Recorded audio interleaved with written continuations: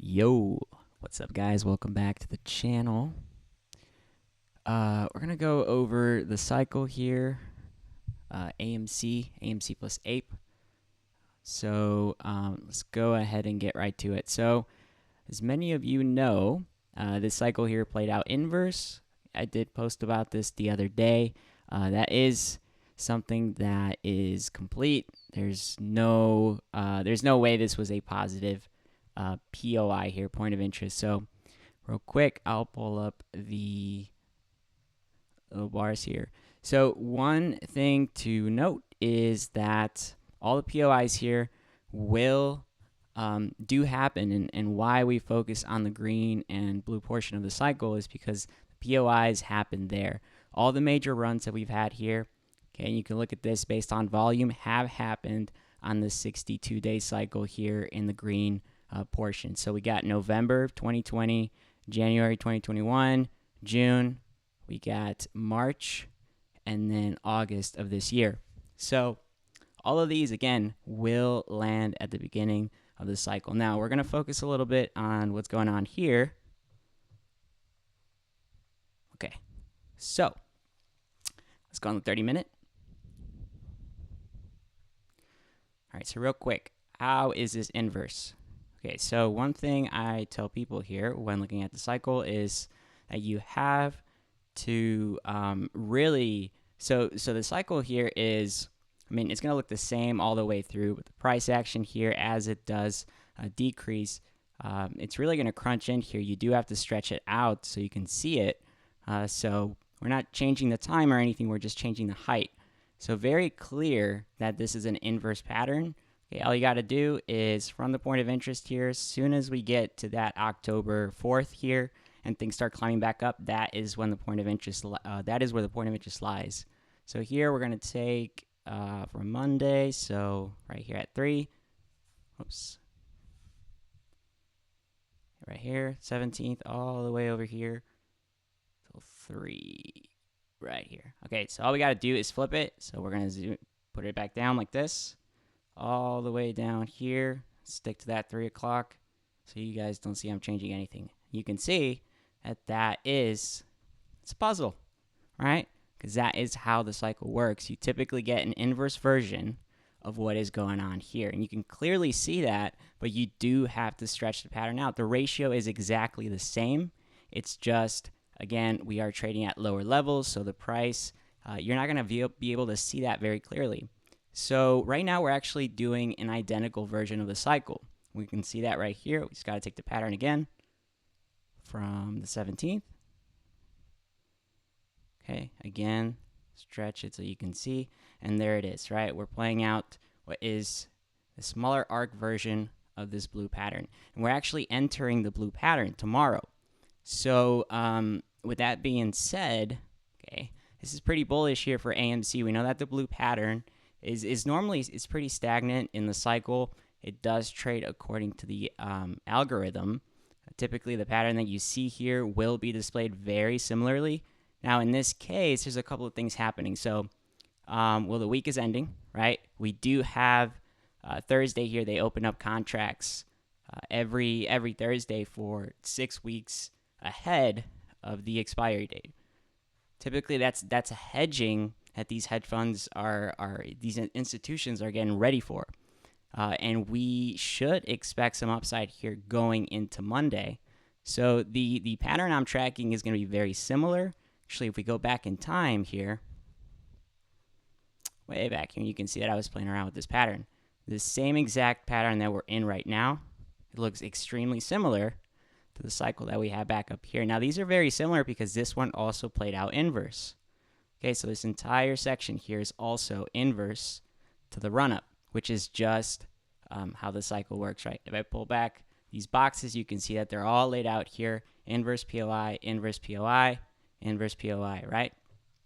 All of these, man, inverse POIs. So we're currently in this section here. We're entering the blue pattern. Look how pretty it is. 3, blue pattern. The thing about June, man, okay?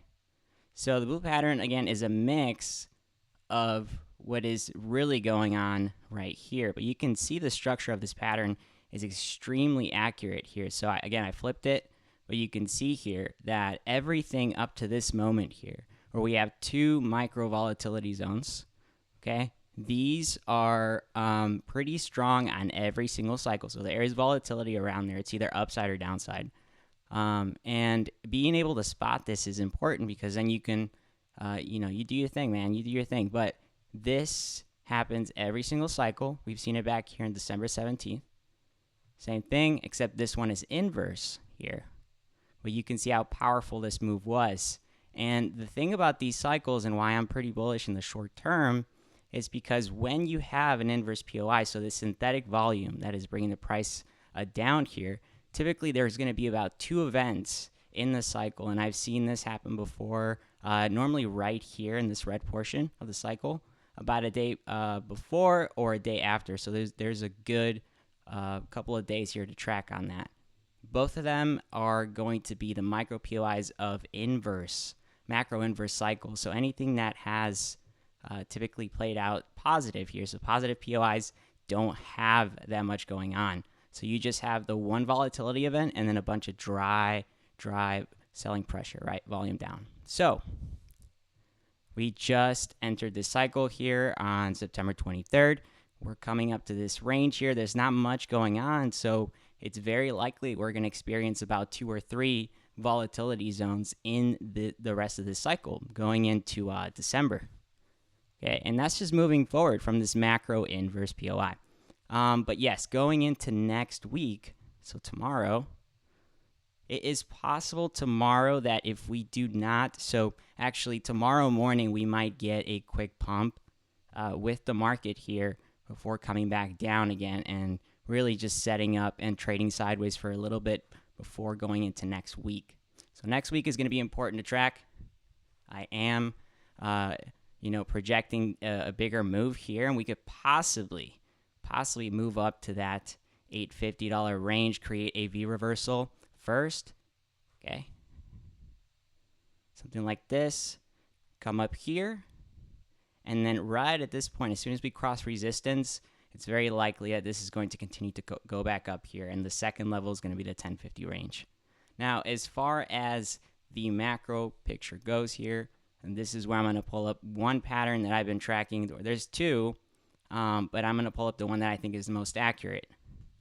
So, and the other day, me and Rico were on live here for a little bit, just chatting it up with the charts.